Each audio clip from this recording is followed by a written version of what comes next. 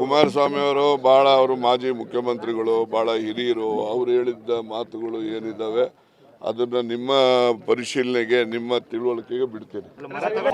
ಅವ್ರೇನಾರ CM ಇದ್ರಾಗ ಮಾಡಿಸ್ತಾ ಇದ್ರೇನೋ, ಬೇರೆಯವರು ಮುಖ್ಯಮಂತ್ರಿಗಳು ಯಾರೇ ಆಗಲಿ ಆ ಮಟ್ಟಕ್ಕೆ ಇಳಿದು ಆ ರೀತಿ ನಡ್ಕೊಳ್ತಾರೆ ಅಂತ ಹೇಳಿ ನಾವ್ಯಾರು ಊಹೆ ಮಾಡಲಿಕ್ಕೆ ಸಾಧ್ಯ ಇಲ್ಲ.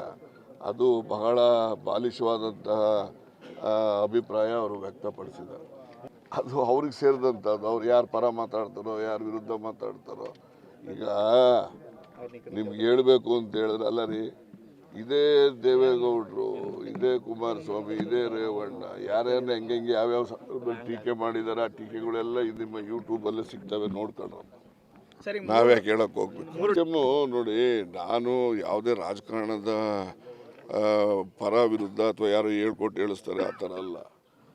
DCM 3 ಜನ ಮಾಡಿದ್ರೆ ಮುಂದೆ ಬರೋ ಲೋಕಸಭಾ ಚುನಾವಣೆಗೆ ಸಹಾಯ ಆಗ್ತದೆ ಅಂತಕ್ಕಂಥ ದೃಷ್ಟಿಯಿಂದ ನಾನು ಹೇಳಿರ್ತಕ್ಕಂಥದ್ದು. ಅದು ಮಾಡೋದು ಬಿಡೋದು ನಾನು ಹೇಳ್ದಾಕ್ಷಣಕ್ಕೆ ಆಗ್ಬಿಡುತ್ತೆ ಅಂತನೂ ಅಲ್ಲ. ನಾನು ಹೈಕಮಾಂಡ್ನವ್ರ ಗಮನಕ್ಕೆ ಅವ್ರಿಗೆ ಮನವಿ ಮಾಡಿದ್ದೇನೆ. ತೀರ್ಮಾನ ಅಂತಿಮವಾಗಿ ಅವರೇ ತಾನೇ ಮಾಡೋರು ಅಂತಾನೆ ಇದೆ. ಈಗ ನೋಡಿ, ಮೊನ್ನೆ 3 ರಾಜ್ಯದಲ್ಲಿ BJP ಮುಖ್ಯಮಂತ್ರಿಗಳು ಬಂದರು. ಛತ್ತೀಸ್ಗಢದಲ್ಲಿ, ಮಧ್ಯಪ್ರದೇಶದಲ್ಲಿ, ರಾಜಸ್ಥಾನದಲ್ಲಿ. 3 ರಾಜ್ಯದಲ್ಲೂ ಕೂಡ ಉಪಮುಖ್ಯಮಂತ್ರಿಗಳನ್ನು 3 ಜನ ಅವರು ಮಾಡಿದ್ದಾರೆ ಅಲ್ಲಿ. ಅದರಿಂದ ನಮ್ಮಲ್ಲೂ ಮಾಡೋ ಸೂಕ್ತ ಅಂತ ಸಲಹೆ ಅಷ್ಟೇ. ಅದು ಕಾಕತಾಳೀಯ ಅಷ್ಟೇ.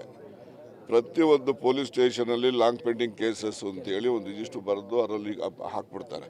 ಅದನ್ನು ತಿರ್ಗಿ ಯಾರು ನೋಡೋದಿಲ್ಲ.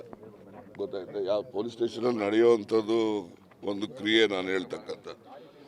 ಅಲ್ಲಿ ಸೇರಿದಾಗ ಆ ಕೇಸಸ್ಸನ್ನು ಯಾಕೆ ಇಟ್ಕೊಂಡಿದ್ದೀರಿ ಅಂತೇಳಿ ಅವ್ರ ಹೈಯರ್ ಆಫೀಸರ್ಸು ಅವರು ಇವರು ಅಲ್ಲಿ ಬೆಂಗಳೂರಲ್ಲಿ ಮಂತ್ಲಿ ಮೀಟಿಂಗ್ನಲ್ಲಿ SP ಗಳೆಲ್ಲ ಹೋಗ್ತಾರೆ. ಅಲ್ಲಿ ಕೇಳ್ತಾರೆ, ಲಾಂಗ್ ಪೆಂಡಿಂಗ್ ಕೇಸಸ್ಸಲ್ಲಿ ಎಷ್ಟಿದ್ದಾವೆ, ಅವೇನು ಮಾಡಿದ್ದೀರಿ ಅಂತ ಕೇಳ್ತಾ ಇರ್ತಾರೆ. ಹಾಗಾಗಿ ಈ ಥರ ಕೇಸಸ್ಗಳನ್ನು ಅದು ರಿಓಪನ್ ಆಗಿ ಬಂದಿರ್ಬೋದು ಅಷ್ಟೇ. ಈಗ 20 ವರ್ಷದಿಂದ ಯಾಕೆ ಇಟ್ಕೊಂಡಿದ್ದೀಯ ಅಂತ ಕೇಳ್ತಾರೆ ಅಂತೇಳಿ ಅಲ್ಲಿ ಸ್ಟೇಷನಲ್ಲಿರೋ ಸ್ಟೇಷನ್ ಹೌಸ್ ಆಫೀಸರು ಅವರು ಅದನ್ನು ಕ್ರಮ ತಗೊಳ್ಳೋವಂಥ ಪ್ರಯತ್ನ ಮಾಡಿರ್ಬೋದು. ಅವರು ಆ ಪ್ರಯತ್ನ ಮತ್ತು ಈಗ 22ನೇ ತಾರೀಕು ರಾಮನ ಏನು ಅಯೋಧ್ಯೆ ರಾಮ ಮಂದಿರ ಉದ್ಘಾಟನೆ ಆಗ್ತಾ ಇರ್ತಕ್ಕಂಥದ್ದು ಈ ಒಂದು ಸಮಯ, ಅದೊಂದು ಕಾಕತಾಳೀಯ ಅಷ್ಟೇ. ಅದಕ್ಕೂ ಇದಕ್ಕೂ ಏನು ಸಂಬಂಧ? ಹಿಂದೂಗಳ್ರಿ, ನಾವೇನು ಹಿಂದೂ ಅಲ್ವೇ, ನಡೀರಿ ನೀವು ಸರಿಗೆ ಆಯಿತು ಮಾಡಲಿ. ಈಗ ನೋಡಿ, ರಾಜಕಾರಣ ಮಾಡಲಿಕ್ಕೆ ಏನಾದ್ರು ಒಂದು ಇಶ್ಯೂಸ್ ಬೇಕು. ಒಂದು ಇಶ್ಯೂ ಸಿಕ್ಕಿದೆ, ಒಂದು ರಾಜಕಾರಣ ಮಾಡ್ತಾರೆ. ಮಾಡೋದಕ್ಕೆ ನಾರ್ದೇನು ಆಕ್ಷೇಪಣೆ. ಪ್ರಜಾಪ್ರಭುತ್ವ ವ್ಯವಸ್ಥೆನಲ್ಲಿ ಯಾರು ಯಾವ ಇಶ್ಯೂ ಮೇಲೆ ಬೇಕಾದರೂ ಅವರು ಹೋರಾಟ ಮಾಡಲಿಕ್ಕೆ ಎಲ್ರಿಗೂ ಹಕ್ಕಿದೆ. ಮಾಡಲಿ, ಸಂತೋಷ. ಅದ್ರದ್ದು ಏನು ತಪ್ಪೇನಿಲ್ಲ. ಅವರೇನಾದರೂ ಹೇಳ್ತಕ್ಕಂಥದ್ರಲ್ಲಿ ಸತ್ಯಾಂಶಗಳಿದ್ರೆ, ನಾವೇನಾದ್ರು ತಪ್ಪು ಮಾಡಿದ್ರೆ ಅದನ್ನು ನಾವು ತಿದ್ದುಕೊಳ್ತೀವಿ. ಬೆಂಗಳೂರಿನಿಂದ ಮಂಗಳೂರುವರೆಗೆ, ಬೀದರ್ನಿಂದ ಚಾಮರಾಜನಗರದವರೆಗೆ ನಿಮ್ಮ ಸುದ್ದಿ ನಿಮ್ಮದೇ ಭಾಷೆಯಲ್ಲಿ. ಕರ್ನಾಟಕ ತಕ್.